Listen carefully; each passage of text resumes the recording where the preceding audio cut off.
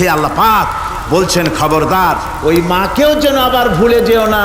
মাকে সম্মান করো, মা বাপকে মহব্বত করো, তাদেরকে শ্রদ্ধা করো। বউ পাইয়া সুন্দর স্ত্রী পেয়ে মায়ের কথা ভুলে যেও না।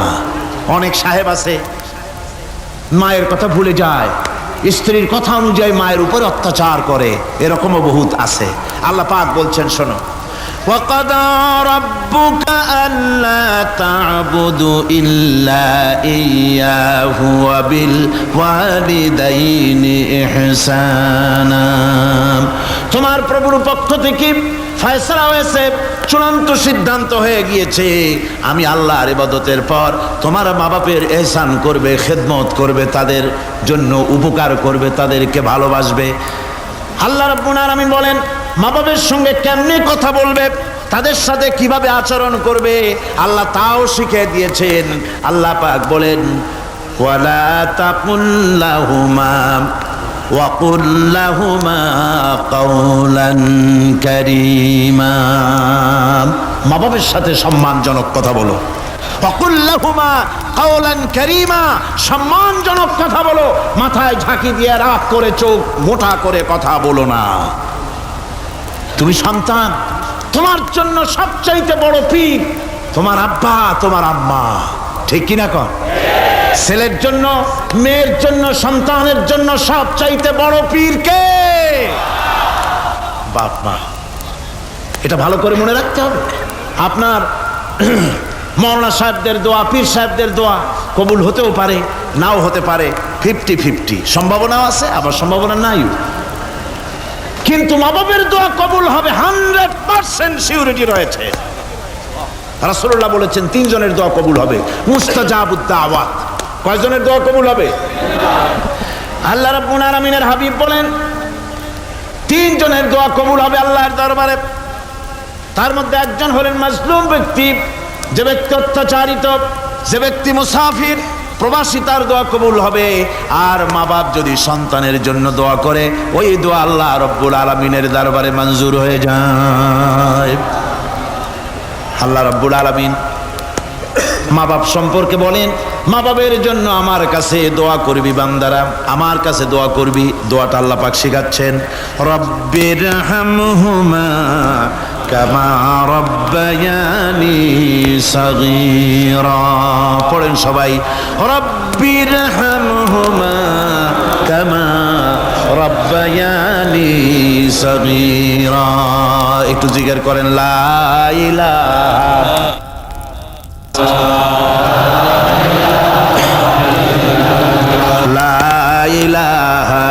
ইল্লাল্লাহ, লা ইলাহা ইল্লাল্লাহ, লা ইলাহা ইল্লাল্লাহ, লা ইলাহা ইল্লাল্লাহ মুহাম্মাদুর রাসূলুল্লাহ।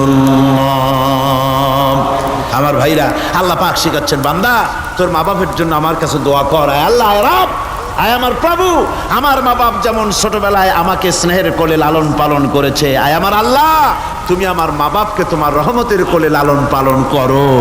আল্লাহ শিখাই দিয়েছেন। আমার ভাইরা, প্রত্যেক নামাজের পরে এই দোয়াটা ভুলে যাবেন না। ভুলে যাবেন? ভুলে যাবেন? আমার ভাইয়েরা, আমার বোনেরা, সবাই প্রত্যেক নামাজের পরে পড়বেন, রব্বির হামহুমা কামা রব্বায়ানি সাগীরা। এই দোয়া করতে কেউ ভুলে যাবেন না। আল্লাহ রাব্বুল আলামিন বলে, বান্দারে ওয়াসাইনাল ইনসানা বিওয়ালিদাইহি ইহসানা হামালাতুহু উম্মুহু কুরহা ওয়া ওয়াদাতুহু কুরহা। আল্লাহ পাক বলেন, আমি পৃথিবীর সমস্ত মানব মণ্ডলীকে উপদেশ দিয়েছি, মা বাপকে সম্মান করো, শ্রদ্ধা করো, তাদের উপকার করো। তার কারণ হলো তোমার মা তোমাকে গর্ভে ধারণ করেছে অত্যন্ত কষ্টের সাথে। আল্লাহ বলতেছেন, মা তোমাকে গর্ভ ধারণ করেছে অত্যন্ত কষ্টের সাথে, এরপরে তোমাকে ডেলিভারি করেছেন অত্যন্ত কষ্টের সাথে, তোমাকে ডেলিভারি করেছেন। গভীর রাত্রে মানুষ সব ঘুমায় যায়, গর্ভবতী মা ঘুমাতে পারে না, সন্তান পেটের ভিতরে হাঁটু দিয়া গুতা মেরেছে, পা দিয়া লাথি মেরেছে। মা চরম শীতের রাত্রে প্রচন্ড শীতের রাতে গায়ের লেপটা সরায় দিয়া মা একবার দাঁড়ায় আর একবার বসে, একবার দেওয়ালের সাথে হেলান দিয়া দাঁড়ায়, কষ্ট করে রাতটারে কাটায় দেয়।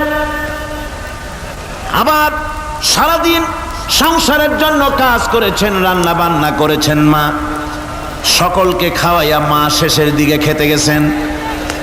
যখন নিজে খেতে গেলেন, খাবারের ক্ষুধা নিয়ে পেট ক্ষুধা নিয়ে খেতে বসেছেন, পেটের ভিতরে সন্তান লাথি মেরেছে, পেটের মধ্যে ঘুষা মেরেছে, হাঁটু দিয়া গুতা মেরেছে, ভরা পেটে পেটের ভিতরে সন্তান গুতা মারলো হাঁটু দিয়া, মাথা দিয়া। মা ক্ষুধা রয়েছে, পেটে খেতে পারলেন না, বেদনা শুরু হয়েছে। খাবারের থালাটা ঠেলে দিয়ে মা দাঁড়ালেন, বসলেন, চোখের পানি ফেললেন। এভাবে করে মা একটা দুইটা দিন নয়, 10টি মাস পর্যন্ত সন্তানটাকে পেটের মধ্যে নিয়ে, একটা জীবিত মানুষ আর একটা জীবিত সন্তান পেটের মধ্যে নিয়ে নড়াচড়া করছেন, চলাফেরা করছেন। কিতাবের মধ্যে এসেছে রাতের বেলায় মা যে ঘুমাতে পারেন না সন্তানের নড়াচড়ার কারণে, রাতভর ইবাদত করলে যত সওয়াব পাওয়া যেত আল্লাহ ওই সওয়াব মায়ের আমলনামায় লিখে দেন। সন্তান পেটে থাকার কারণে খেতে পারে না, পেট ভরে ক্ষুধায় কষ্ট পায় মা, এই জন্যে 10 মাস ধরে রোজা রাখলে যে সওয়াব হতো আল্লাহ রাব্বুল আলামিন মায়ের আমলনামায় রোজার সওয়াব লিখে দেন। 10 মাস পুরে গেল, সন্তান ডেলিভারির সময় চলে এলো। মায়ের মন বিমর্ষ, সন্তান ডেলিভারি হবে, না জানি মরে যায় নাকি, না জানি অপারেশন লাগে নাকি, কি অবস্থা হবে। মা খেতে পারে না, মুখটা শুকায়া যায়। ডেলিভারির সময় যখন আসে, মা বাবার কাছ থেকে বিদায় নিয়ে যায়, স্বামীকে একান্তে গোপনে ডেকে নিয়ে বলে, প্রাণের স্বামী, দীর্ঘদিন একসঙ্গে ঘর কন্যা করেছি, অপরাধ হয়ে যেতে পারে, আমারে মাফ করে দিও। আমার মনে হয় এবার আমি আর বাঁচবো না। সংসার থাকলো, চাবি থাকলো, সব বুঝে নাও, আমারে মাফ করে দিও। মা চলে গেল সতিকা গৃহে, ক্লিনিকে চলে গেল, অপারেশন থিয়েটারে চলে গেল, অথবা ডেলিভারির জায়গায় চলে গেল। ডেলিভারি পেইন শুরু হয়ে গেল, বেদনা শুরু হয়ে গেল। এক একটা বেদনা যেন মায়ের এক একটা মৃত্যু যন্ত্রণা শুরু হয়ে যায়। এমন যন্ত্রণা, প্রসব বেদনা দুনিয়ার ভুক্তভোগী মা ছাড়া আর কেউ জানে না।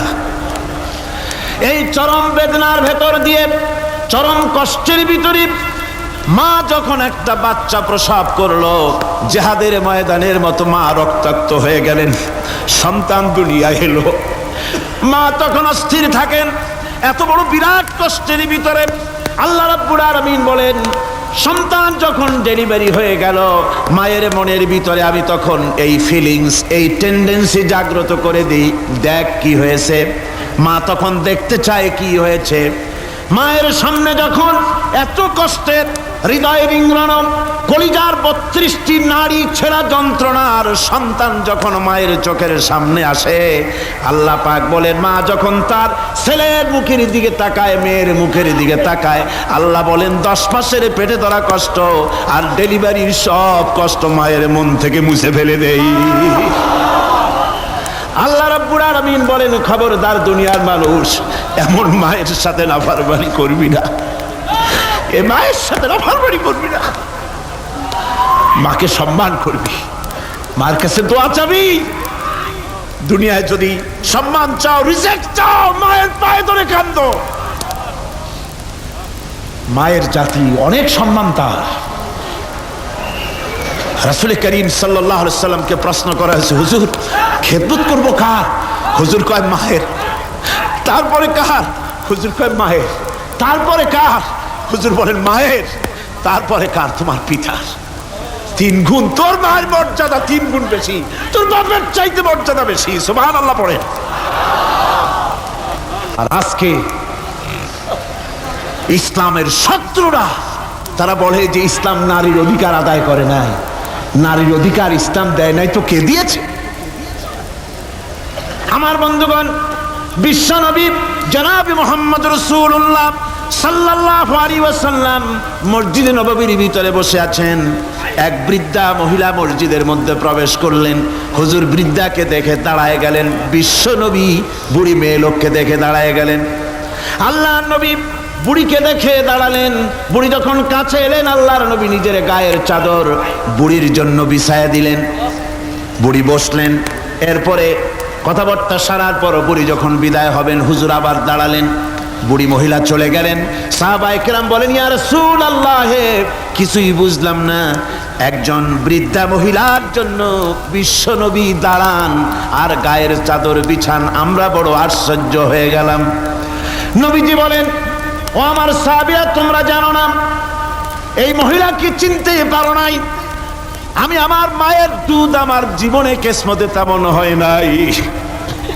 আমি আমার মায়ের দুধ তেমন কিসমতে পাই নাই। যার বুকে দুধ খেয়ে, যার কোলে কাখে চড়ে আমি বড় হয়েছি, আমার সেই দুধ মা ইনি হযরতে হালিমাতুস সাদিয়া, আমার সেই দুধ মা। রাসূলুল্লাহ নিজে সম্মান দিয়েছেন মায়ের। খবরদার, মাকে অসম্মান করবেন না, মাকে সম্মান করবেন, মাকে শ্রদ্ধা করবেন। আমার বন্ধুগণ, আলেম ওলামা পীর বুজুর্গদের জন্য হাদিয়া তো দেন, আপনারা কোনো নিষেধ নাই, দেন। হাদিয়া দেওয়াও সুন্নত, নেওয়াও সুন্নত, দিবেন, আমি কোনো নিষেধ করি না। কিন্তু আমি বলতে চাই, পীর বুজুর্গদের কাছে, আলেম ওলামাদের কাছে হাদিয়া দিয়া আল্লাহরে যত না খুশি করতে পারবেন, এই ডালিম বেদানার মৌসুমে বেদানা একটা ভেঙে নিজ হাতে যদি মায়ের মুখে তুলে দেন, আল্লাহর আরশ খুশি হয়ে যাবে, আল্লাহর আরশ আজিম খুশি হয়ে যাবে, আল্লাহ পাক খুশি হয়ে যাবেন। মায়ের খাওয়াও, বাপকে খাওয়াও, তোমার সবচেয়ে বড় পীর তিনি। সুবহানাল্লাহ, পড়ো সুবহানাল্লাহ। মা বাপ যদি একটু দোয়া করে দেয়, তোমার জিন্দেগির কাম শেষ। একটু বদদোয়া করলে জাহান্নামে যাবা। কোন পীর সাহেব বদদোয়া করলে জাহান্নামে যাবে এমন কথা নয়। কোন মাওলানা বদদোয়া করলে দোজখে যাবে এমন কথা নয়। রাসূল বলেছেন, হুমা জান্নাতুকা ওয়া নারুকা, মা বাপ তোমার বেহেশত, মা বাপ তোমার জাহান্নাম। মা বাপ যদি অসন্তুষ্ট হয় দোজখে যাবি, আর মা বাপ যদি খুশি আল্লাহর জান্নাতে চলে যাবি। সুবহানাল্লাহ, সুবহানাল্লাহ, সুবহানাল্লাহ। মায়ের পায়ের তলে তোর বেহেশত। আমরা পুরুষ, আমাদের গত বছরও বলেছি, আমরা পুরুষ, আমাদের পায়ের তলে জুতা। আমাদের পায়ের তলে কি? শুধু জুতা। আর আমার মা, আমার মায়ের জাতি যারা এই প্যান্ডেলে বসে আছেন, আমার মায়েরা বোনেরা, মায়ের জাতি যারা পৃথিবীতে, মায়ের জাতির পায়ের তলে আল্লাহর বেহেশত। সুবহানাল্লাহ। নারীর মর্যাদা ইসলাম দেয় নাই, কে দিয়েছে? আল্লাহ দিয়েছেন, আল্লাহর রাসূল দিয়েছেন। আমার বন্ধুগণ, হযরত বাইজিদ বুস্তামি, ছোট্ট বাচ্চা ছেলে, গভীর রাত্রে মা অসুস্থ, পানির পিপাসায় জেগে উঠেছেন। বাবারে, পিপাসায় শেষ হয়ে গেলাম, পানি দাও। ছেলে ঘরের ভিতরে পানি না পেয়ে বাইরে দৌড়াদৌড়ি করলেন। অনেক দূর থেকে পানি নিয়ে এসে দেখেন মা ঘুমায় গেছেন। পানি নিয়ে দাঁড়ানো পৌষ মাস, মাঘ মাসের শীতের রাত, ফজরের সময় মায়ের ঘুম ভেঙে গেল। তাকিয়ে দেখেন বাইজিদ দাঁড়ানো, হাতে পানি থরথর করে কাঁপছে। জিজ্ঞাসা করে, বাইজিদ তুমি দাঁড়ানো কেন? ছোট্ট বাচ্চা বলে, মা পানি চেয়েছিলে তুমি গভীর রাত্রে, পানি ঘরে ছিল না, অনেক দূর থেকে আনতে হয়েছে। মা বলছে, ঘুমাও নাই কেন গ্লাস থুইয়া? বাচ্চা বলে, ঘুমাই নাই। তুমি যদি আবার পানি চাও, সময় মতো যদি দিতে না পারি, মা তোমার কষ্ট হবে। এই জন্য ফজর পর্যন্ত আমি দাঁড়ায় আছি, কখন তুমি পানি চাও। মা হাতের থেকে পানি নিয়ে পান করলেন। বাইজিদকে বিছানার উপরে আরাম করে কম্বল দিয়ে ঘুম পড়াইয়া দিলেন। হযরত বাইজিদের মা উজু করে ফজরের নামাজ পড়ে সিজদায় চলে গেলেন। চিৎকার মেরে কেঁদে বলেন, আমার রব, আমার আল্লাহ, আমি আমার বাইজিদের মা, আমি মা হয়ে বাইজিদের জন্য দোয়া করি। বাইজিদ আমার জন্য আজকে যা করেছে, আমি মা, আমার কলিজা ঠান্ডা হয়ে গেছে। হায় আল্লাহ, আমি বাইজিদের জন্য দোয়া করি, তুমি তাকে সুলতানুল আরিফিন বানাইয়া দিও। মঞ্জুর হয়ে গেল আল্লাহ পাকের কাছে দোয়া। আমার ভাইরা, আল্লাহ পাক বলছেন, খবরদার, আমার ইবাদতের পরে মা বাপ, আল্লাহর ইবাদতের পরে কারা? মা বাপ। মা বাপকে সম্মান করো, শ্রদ্ধা করো, মোহাব্বত করো, কিসমত খুলে যাবে, কিসমত খুলে যাবে। মা বাপকে সম্মান করো। হযরত আবু হুরায়রা রাদিয়াল্লাহু তাআলা আনহু রাসূলের সামনে এসে কাঁদতেছেন। হুজুর বলছেন, আবু হুরায়রা কাঁদো কেন? কাঁদো কেন? রাতের বেলা কাঁদো কেন? হযরত আবু হুরায়রা বলছেন, হুজুর আমাকে মা মেরেছেন। হুজুর বলছেন, মা মারলো কেন? কোনো অপরাধ করেছো? কোনো গোস্তাখি করেছো? আবু হুরায়রা বলছেন, না হুজুর, কোনো গোস্তাখি করি নাই, তবে মারলো কেন? হযরত আবু হুরায়রা বলছেন, হুজুর আমি আপনার দরবার থেকে ফিরতে রাত হয়ে গিয়েছিল। মা জিজ্ঞেস করলেন, আবু হুরায়রা এত রাত্রে কোথায় ছিলি? বললাম, আমি ছিলাম যে কদম চুমতে পারলে দুনিয়া ধন্য হয়, সেই দরবারে নববীর কদম মোবারক থেকে আসতে আমার দেরি হয়েছে। আমার মা মুশরিকা, আপনার নাম শুনে তার গায়ে আগুন জ্বলে উঠলো, আমাকে ধরে মারা আরম্ভ করলো। বলল, হয় আমার বাড়ি ছাড়বি আর না হয় মুহাম্মদ সাল্লাল্লাহু আলাইহি ওয়াসাল্লামের দরবার ছাড়বি। আমি বললাম, আমার মা, তুমি বুড়ি মানুষ, তোমার গায়ে যত শক্তি আছে সমস্ত শক্তি দিয়ে আমারে পিটাও, আমারে মারো।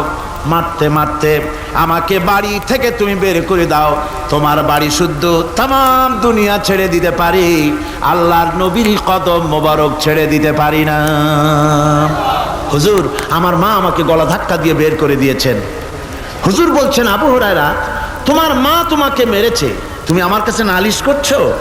আমার তো এখানে ইন্টারফেয়ার করার কিছুই নেই। সুবহানাল্লাহ, সুবহানাল্লাহ। মা তোমাকে মেরেছে, এখানে আমার করার কিচ্ছু নাই। বিশ্ব নবী বলছেন, এত বড় পাওয়ারফুল নবী, লেজিসলেটিভ পাওয়ার, সারে আল্লাহ তাকে বানিয়েছেন শরীয়ত প্রণেতা। কোরআন শরীফ, কোরআন শরীফে শুধু হালাল ও হারামের, হালাল এবং হারামের, বৈধ এবং অবৈধের সীমারেখা শুধু কোরআনই ঠিক করেনি, রাসূলের জন্য আল্লাহ ছেড়ে দিয়েছেন। আল্লাহ রাসূলও হারাম, হালাল এবং হারামের বৈধতা অবৈধতার সীমারেখা নির্ধারণ করেছেন। এত বড় ক্ষমতা তার, এত বড় পাওয়ারফুল বিশ্বনবী, তিনি বলছেন মা মেরেছে, আমার করার কিছু নাই। চিন্তা করেন কত বড় কথা, এ কথার লোড কত। হযরত আবু হুরায়রা বলেন, ইয়া রাসূলুল্লাহ, মা মাকে মেরেছেন, আমি আল্লাহর নবীর কাছে মায়ের বিরুদ্ধে নালিশ করতে আসি নাই। বললেন, কেন এসেছো? হযরত আবু হুরায়রা বলেন, হুজুর এসেছি একটা কারণে, আমি জানি আল্লাহ নবী যদি আল্লাহর দরবারে হাত উঠায়া কোনো জিনিস বলে, আল্লাহ রাব্বুল আলামিন সঙ্গে সঙ্গে মঞ্জুর করে নেন। হুজুর আমি এসেছি, মেহেরবানি করে দোয়া করুন আমার মাকে যেন আল্লাহ হেদায়েত নসিব করে দেন। আল্লাহ নবী হাত উঁচু করে বললেন, আল্লাহুম্মা হিদি উম্মা আবি হুরায়রা, আয় আল্লাহ আমি দোয়া করি আবু হুরায়রার মাকে তুমি হেদায়েত নসিব করে দাও। রাসূলুল্লাহ দোয়া করছেন আর আবু হুরায়রা সমানে দৌড়াচ্ছেন। তিনি দৌড়াচ্ছেন, পিছন থেকে কয়েকজনে আবু হুরায়রার জামা টেনে ধরেছে, দৌড়ো। তাদের জানা আবু হুরায়রা খুব ভদ্রলোক মানুষ, কোনো ঝড় ঝামেলার মধ্যে থাকে না, রাগ শাক করে না, চিৎকার মারে না, দৌড় মারে না, এত ভদ্র শরীর, দৌড়ায় কেন? না জানি কোনো বিপদ বুঝি ঘটে গেছে। পিছন থেকে জামা টেনে ধরে বলে, দৌড়াও কেন? হযরত আবু হুরায়রা জামা সাহাবীর হাত থেকে ছিনায় নিয়ে বলেন, জামা ছেড়ে দাও, আমাকে দৌড়াতে দাও, আমি দৌড়াইয়া বাড়িতে দেখতে চাই। আমি দৌড়াইয়া আগে আমার বাড়ি পৌঁছতে পারলাম না, আমি যাওয়ার আগে আমার আল্লাহর নবীর দোয়া আমার বাড়ি পৌঁছে গেছে, আমি এইটা দেখতে চাই। হযরত আবু হুরায়রা বাড়িতে গিয়ে দরজা নক করলেন, ভেতর থেকে আওয়াজ এলো, কে? হযরত আবু হুরায়রা বলেন, মা আমি তোমার আবু হুরায়রা ফিরে এসেছি। মা বলছেন, বাবা অপেক্ষা করো, দরজা খুলতেছি। হযরত আবু হুরায়রা বলেন, মায়ের গলার আওয়াজের ভিতরে শিরকিয়াতের কর্কশতা পেলাম না, মায়ের গলার আওয়াজের ভিতরে তাওহীদের গন্ধ পেলাম। আমার মনে হলো নবীজির নিক্ষিপ্ত তীর তার নিশানায় পৌঁছে গেছে। কিছুক্ষণ পর মা আমার বেরিয়ে এলেন, মাথা থেকে চুলের থেকে বুড়ি মানুষ, সাদা চুলের ভিতর থেকে পানি পড়তেছে। মা বলল, বাবারে তোমারে মারার পর আমি বড় অনুতপ্ত হয়েছি, অনুশোচনা করেছি, আমি গোসল করেছি, মনে মনে ভাবলাম আমার ছেলে তো কোনো খারাপ জায়গায় যায় নাই, কেন তারে মারলাম, আমি বড় লজ্জায় পড়েছি তোমারে মেরে। ও আমার আবু হুরায়রা, আমি গোসল করেছি, পবিত্র হয়ে গেছি, জলদি করে আমাকে নিয়ে চলো বিশ্ব নবী জনাবে মুহাম্মদুর রাসূলুল্লাহর দরবারে। হযরত আবু হুরায়রার মা ঘোষণা করলেন, আশহাদু আল্লা ইলাহা ইল্লাল্লাহু ওয়াহদাহু লা শারীকা লাহু ওয়া আশহাদু আন্না মুহাম্মাদান আবদুহু ওয়া রাসূলুহু। আমার ভাইরা, মা বাপ সবচেয়ে সম্মানের জিনিস। আল্লাহর ইবাদতের পরই মা বাপের খেদমত করতে হবে। আল্লাহ পাক বলছেন, বান্দারে দেখ, মায়ের পেট থেকে আনলাম, মায়ের বুকের মধ্যে মহব্বত পয়দা করলাম, এত মহব্বত দিলাম তোর উপরে, যে কোনো বিদেশে যান, যেখানে যান, বাড়িতে ফিরলে পরে সকলে ছেলে মেয়ে ভাই বোন সবাই দেখবে সুটকেসে আমার জন্য আনছে কি, সবাই চিন্তা করবে আমার জন্য কি এনেছে। একমাত্র মা সন্তানের মুখের দিকে তাকাবে কখন খাইছে সে। সুবহানাল্লাহ, সুবহানাল্লাহ, আমার বাসার মুখখানা শুকনা, তুই বুঝি আজকে কিছু খাইস নাই। বিদেশে যেসব সন্তান থাকে, মা কাটা কবুতরের মতো ছটফট করে। আমার ছোটবেলার কথা আমি দেখেছি সরসিলা মাদ্রাসায় পড়তাম, আব্বা টাকা দিতেন মাদ্রাসায় যাওয়ার সময়, আবার মা আবার মুরগির ডিম বিক্রি করা, বিভিন্ন জিনিস বিক্রি করা বা বাজার করা পয়সা, উদ্বৃত্ত কিছু পয়সা আব্বার অজান্তে আমার হাতের মুঠার মধ্যে দিয়ে দিতেন। যখন মাদ্রাসার দিকে রওনা হয়েছি, পর্দার আড়াল থেকে দরজা থেকে দেখতাম, যতক্ষণ তাকায় দেখতেছি চোখ থেকে পানি দরদর করে পড়তেছে। সুবহানাল্লাহ, মা কি জিনিস! আল্লাহ আল্লাহ আল্লাহ। বিদেশে যদি কারো সন্তান মারা যায়, সবার জানার আগে কবি বলতেছেন, বিদেশে বিরাজ্য যার পুত্র মারা যায়, পশু পক্ষী না জানিতে আগে জানে মায়। মায়ের কলিজার তারে টান লেগে যায়, মা বুঝতে পারে আমার সন্তানটা নাই। আহারে মা!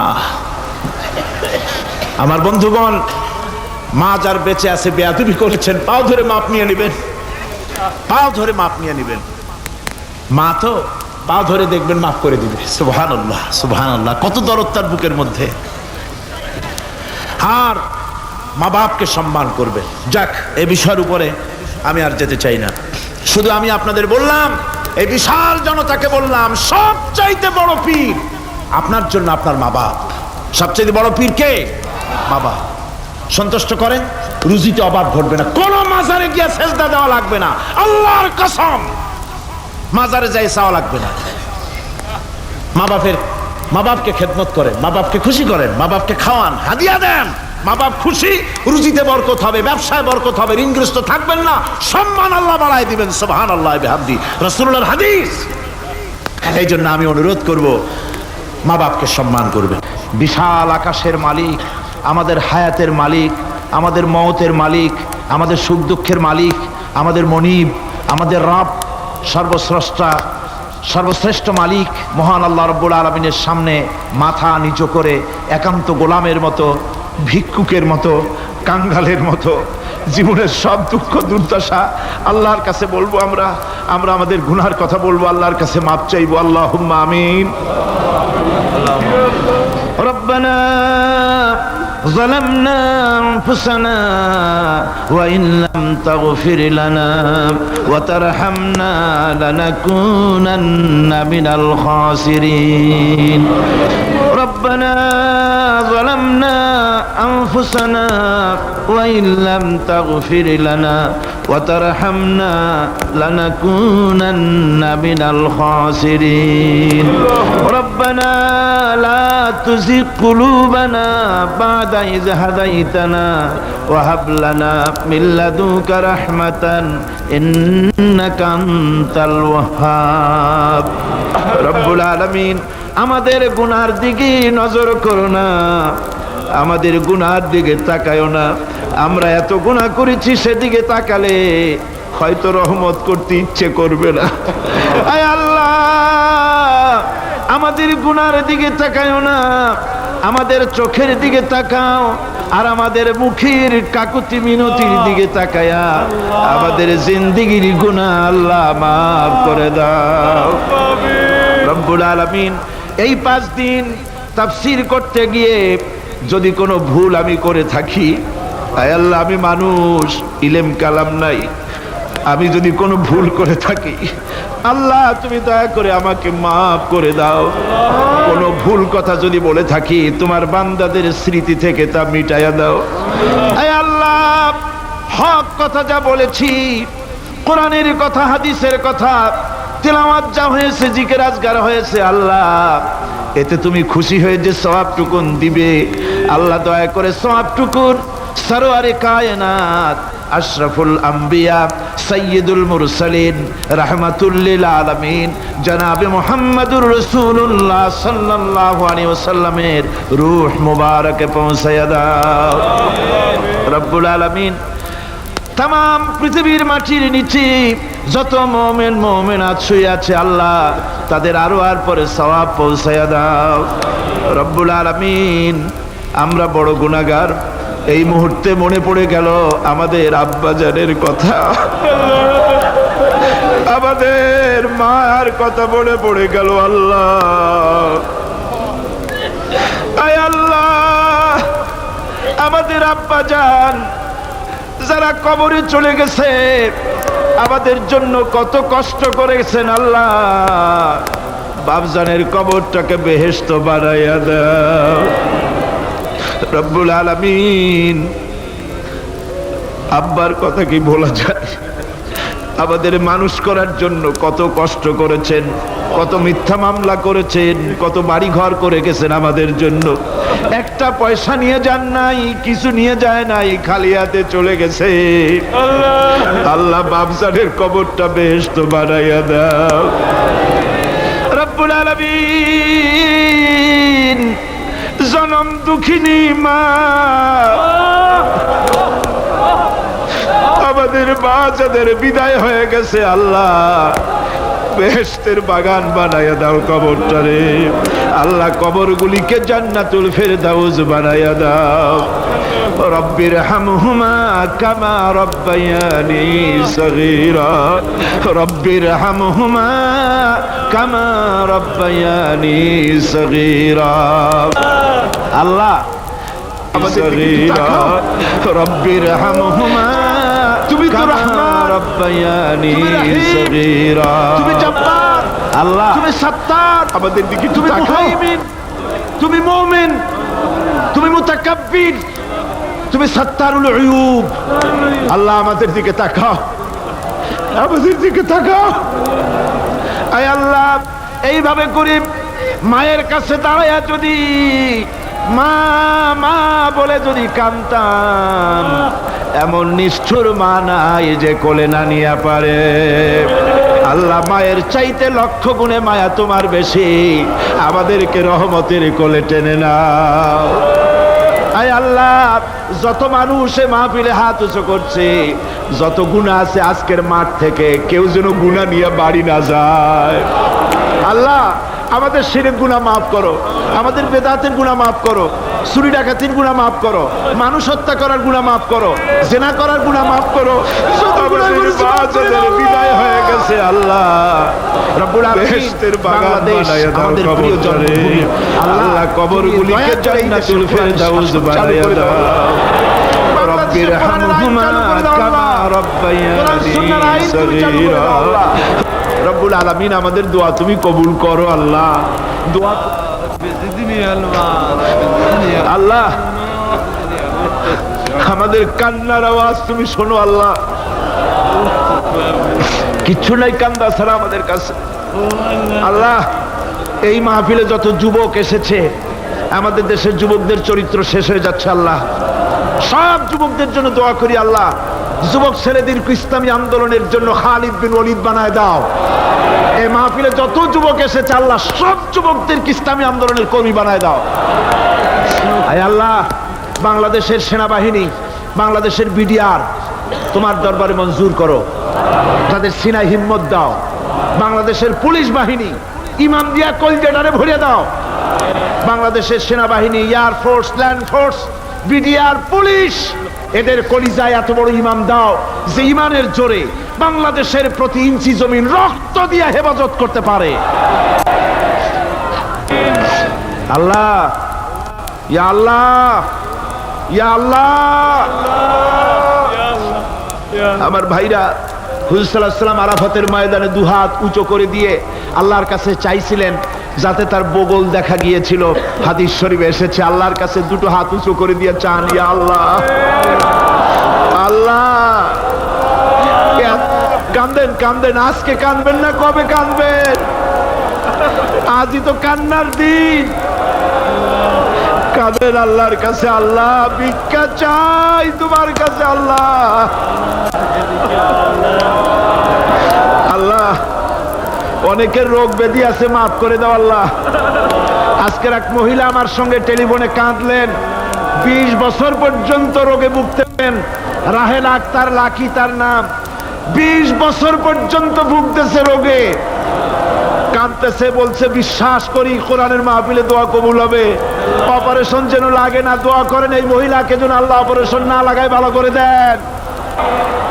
আমার মা বোনেরা, মেয়ে লোক মানুষ, পেটে বাচ্চা, কোলে বাচ্চা, কষ্ট করে মা বোনেরা বহুত দূর দারাজ থেকে এসেছে। আল্লাহ, আমার মায়েরা বোনেরা যারা আসছে, আল্লাহ কিয়ামতে তাদেরকে খাদিজা এবং আয়েশার কাতারে দাঁড় করায় দিও। আল্লাহ আমার মা বোনদেরকে পর্দায় থাকার তৌফিক দিও। আল্লাহ মা বোনদেরকে তুমি হেফাজত করো। যত রিকশাওয়ালা এসেছে আল্লাহ, এত কষ্ট তারা করে, ওদের ভাগ্য তুমি উন্নতি করে দিও আল্লাহ। রিকশাওয়ালা, ঠেলাওয়ালা, কুলি, মজুর, আল্লাহ সকলের উপরে তোমার রহমত নাজিল করো। কলেজ বিশ্ববিদ্যালয়ের শিক্ষক, ছাত্র, ডিসি, এসপি, জজ, ব্যারিস্টার, ম্যাজিস্ট্রেট, আইনজীবী, বুদ্ধিজীবী, সাহিত্যিক, সাংবাদিক, প্রকৌশলী, চিকিৎসক, কৃষিবিদ, আল্লাহ সকলের উপরে তোমার রহমত নাজিল করো আল্লাহ রব্বুল আলামিন। আমরা এই বিশ্বাস নিয়ে হাত নামাচ্ছি যে আমরা এতক্ষণ যা বলেছি তুমি শুনেছো, আমরা যা বলেছি তুমি কবুল করেছো। আয় আল্লাহ, আমাদের মুনাজাত তোমার দরবারে কবুল করে দিও আল্লাহ। সুবহান রাব্বিকা রাব্বিল ইজ্জাতি আম্মা ইয়াসিফুন ওয়া সালামুন আলাল মুরসালিন আলহামদুলিল্লাহি রাব্বিল আলামিন ওয়া জাআল আখিরা কালিমাতিনা ইনদাল মাউত লা ইলাহা ইল্লাল্লাহু মুহাম্মাদুর রাসূল।